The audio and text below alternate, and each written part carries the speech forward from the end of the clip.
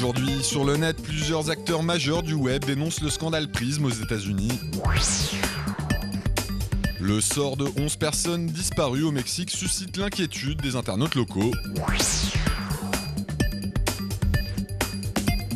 Et Hillary Clinton est désormais présente sur Twitter.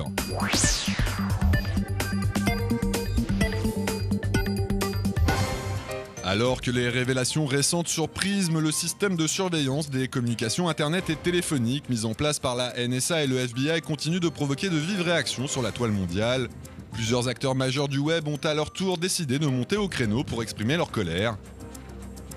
86 entreprises internet et autres groupes de défense des libertés civiles, parmi lesquels on trouve entre autres Reddit, Boing Boing ou l'Electronic Frontier Foundation, ont ainsi rédigé lundi une lettre ouverte adressée aux autorités américaines, dans laquelle ils leur demandent de mettre un terme immédiat à ce programme d'espionnage des internautes.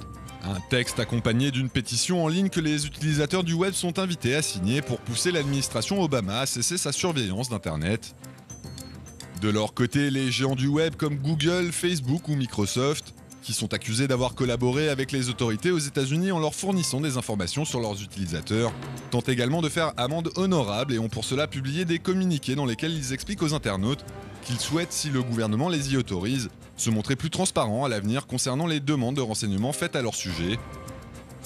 En attendant de voir si ces promesses seront suivies d'effets, les sites présentant aux internautes comment passer entre les mailles de la surveillance mise en place par la NSA et le FBI se multiplient à l'image de prismbreak.org, qui fournit de nombreux conseils sur les logiciels à utiliser pour empêcher le gouvernement américain de suivre ses activités en ligne. Au moins 11 personnes ont disparu à Mexico le 26 mai dernier.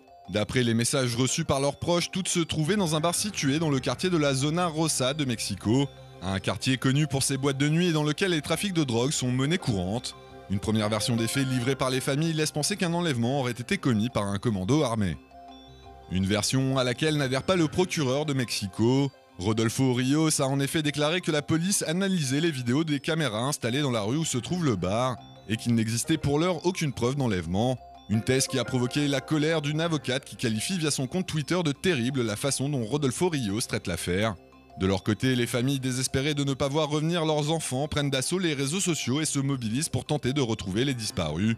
Sur Twitter, certains demandent aux autorités de rendre des comptes et ironisent déjà sur la version des faits que la police livrera au final. D'autres vont même jusqu'à jeter le discrédit sur le maire de la ville, Miguel Ángel Mancera, qui selon eux refuserait d'admettre l'existence de crimes organisés à Mexico.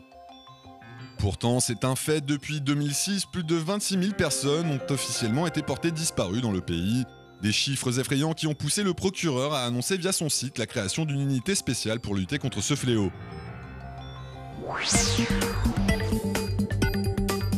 Après son mari Bill qui a rejoint Twitter fin avril, c'est au tour d'Hillary Clinton de faire son entrée officielle sur le réseau social. Un compte a ainsi été créé lundi par l'ex-secrétaire d'État américaine, sur lequel elle a pour le moment rédigé un seul tweet mais qui rencontre un succès phénoménal en ligne puisque plus de 426 000 internautes s'y sont déjà abonnés. Des utilisateurs du web parmi lesquels on trouve sa fille Chelsea, son époux ou encore Barack Obama, qui ont été très nombreux à saluer l'arrivée de l'ex-première dame des États-Unis sur Twitter. Traduire ces phrases de l'anglais ou du français vers le Klingon, la langue fictive de la race extraterrestre portant le même nom que l'on retrouve dans l'univers Star Trek. C'est désormais possible grâce au service de traduction gratuit proposé par le moteur de recherche Bing. Une initiative mise en place alors que le dernier volet cinématographique de la saga est actuellement dans les salles aux États-Unis et qui devrait ravir tous les internautes adeptes de science-fiction.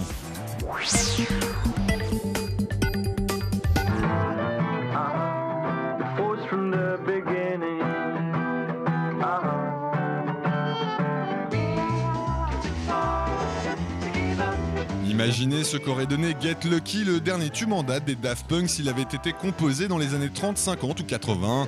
C'est l'excellente idée qu'a eu l'internaute mélomane PV Nova qui s'est donc amusé à créer l'évolution qu'aurait pu connaître le morceau au fil des décennies. Un travail particulièrement abouti à écouter sans modération.